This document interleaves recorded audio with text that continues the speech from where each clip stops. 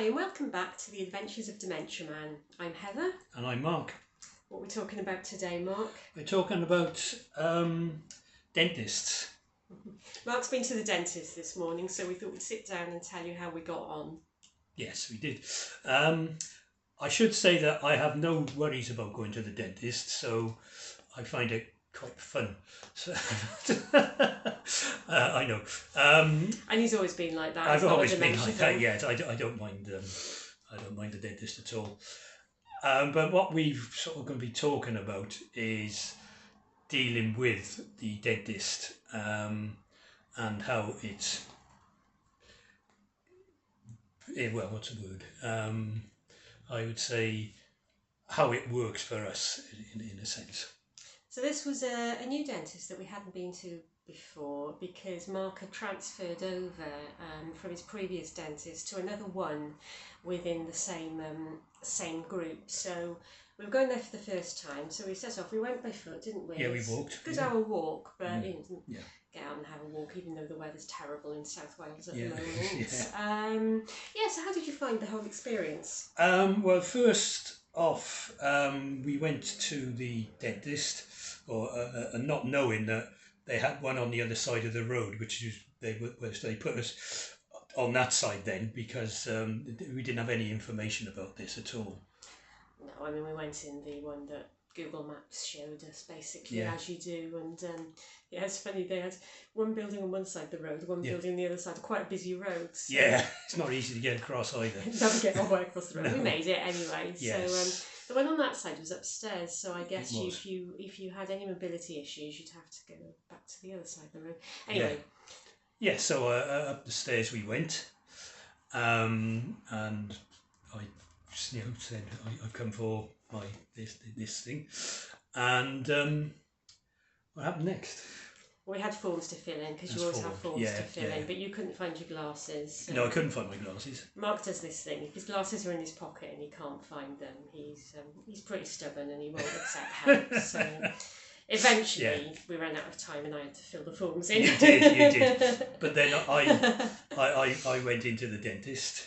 And you went on your own into I did the room. in the dentist, yeah. And it was a tiny room, so if I'd have gone in, it would have been very tight. crowded. Yes, yeah, indeed. And I went through with the dentist, and they said I'm fine with my teeth, so that was good.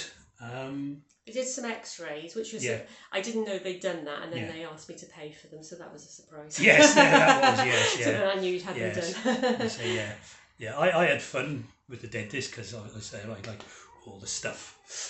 They were a bit bemused with you in general, but that happens. I think so. Yeah. Nothing new there. No. So, what did you think in general about the experience? Was it easy, tricky? I would say tricky, really. I just think there wasn't a lot of information.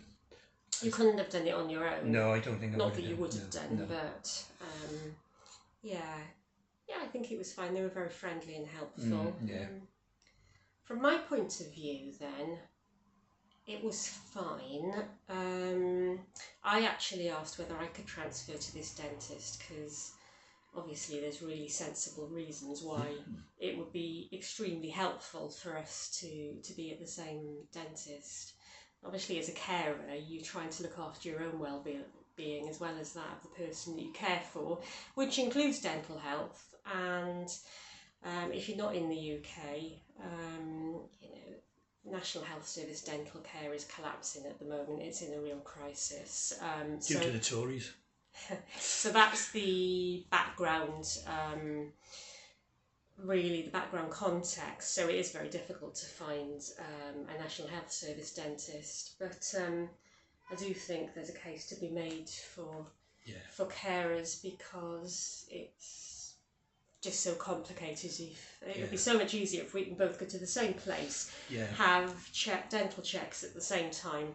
Anyway, they were very helpful, but they had no authority to say that, so I've got to write a letter to the practice manager and see what I can do about that, which may work. But I must admit, I did groan internally because it's another one of these things that you go to, and in order to do something that might make your life easier, First of all, there's a load of administrative tasks added to your list to do. Because the other thing that we've got to look up is that nobody's got any idea whether or not you're eligible for free dental treatment in Wales because you receive personal independence payment, PIP payment as it's called.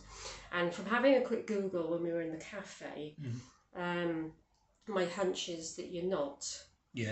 So you can have a free checkup because you're over 60, but then anything else you have to pay for, which is weird really, because you get personal independence payment if you're under state pension age, but you're no longer able to work. So it doesn't seem to work, does it? So I shall have to read read a load of stuff about that. So if anybody knows the answer to that, to save me ploughing through everything, do let us know. But yeah, generally I think it was fine. I mean, I was glad you didn't have to have any work done, because that means we don't have to go back for another year. No, indeed, I mean it's once a year as well. But if you have come across some issues, presumably you maybe. Well, if you've got a problem, you can phone up and they'll fit you in, obviously. But so that's how we got on.